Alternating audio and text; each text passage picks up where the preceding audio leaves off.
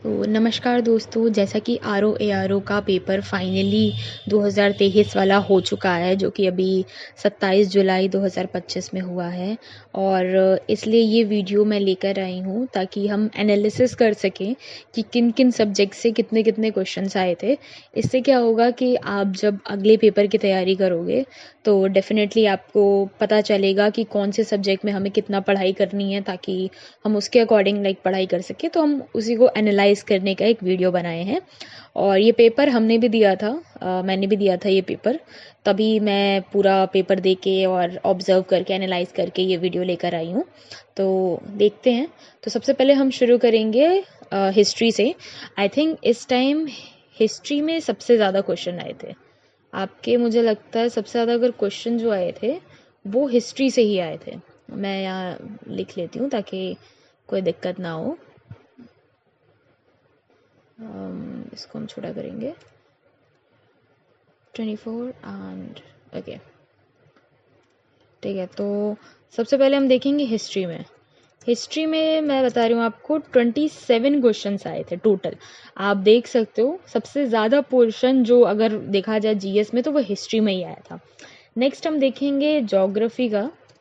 Geography में आपके total आए थे 13 क्वेश्चन। ठीक है, ज्योग्राफी जबकि कहा जाता है कि काफ़ी क्वेश्चंस आते हैं, बट ज्योग्राफी में इस बार ज़्यादा क्वेश्चंस नहीं आए थे। ज्योग्राफी में इस बार 13 क्वेश्चंस ही आए थे।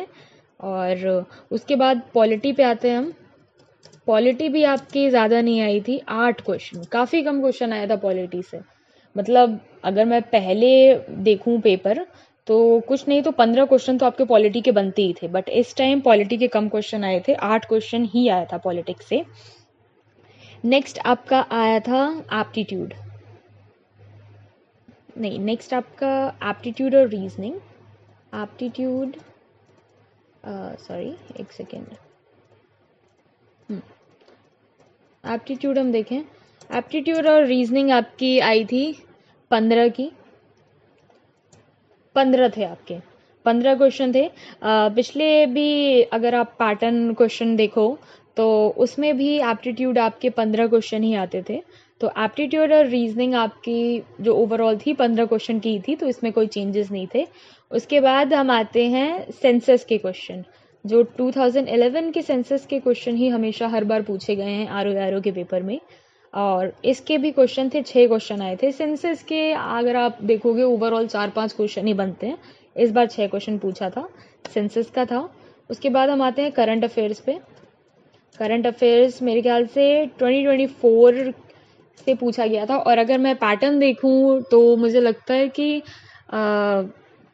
8 महीने पहले तक के क्वेश्चंस थे, बस ज़्यादा नहीं थे। 8 महीने के पहले 2024 तक के आपके मुझे लगता है क्वेश्चंस थे। और करंट अफेयर्स आपके अच्छे खासे पूछे गए थे, 20 पूछे गए थे। करंट अफेयर्स हमेशा से ज़्यादा ही पूछे जाते हैं इस पेपर में। तो 20 क्वेश्चन थे आपके करंट अफेयर्स के। एग्रीकल्चर, जो काफ़ी महत्व दिया जाता है इस पेपर में एग्रीकल्चर का, उसके भी आपके क्वेश्चन थे, उसके 8 क्वेश्चन थे। तो अब आप देख सकते हैं कि एग्रीकल्चर इस पेपर के लिए काफ़ी इंपॉर्टेंट रहा है, क्योंकि इतना तो पॉलिटी में पूछा गया, उतना ही आपका एग्रीकल्चर में पूछा गया। तो ऑब्वियसली एग्रीकल्चर इंपॉर्टेंट था। नेक्स्ट हम आते हैं साइंस के क्वेश्चन पे। साइंस में देखिए ओवरऑल 15 क्वेश्चन पूछे गए थे, ठीक है। और अगर हम अलग अलग करके डिवाइड करते हैं तो हम आते हैं सबसे पहले फिजिक्स पे। फिजिक्स के आपके क्वेश्चन थे ओवरऑल 4 क्वेश्चन आपके फिजिक्स के थे, ठीक है। केमिस्ट्री के अगर हम देखें तो केमिस्ट्री में आपके आए थे, केमिस्ट्री में आपके 3 क्वेश्चन थे, ज़्यादा नहीं थे। फॉर्मूला बेस्ड क्वेश्चन थे आपके केमिस्ट्री में, केमिस्ट्री के 3 क्वेश्चन थे।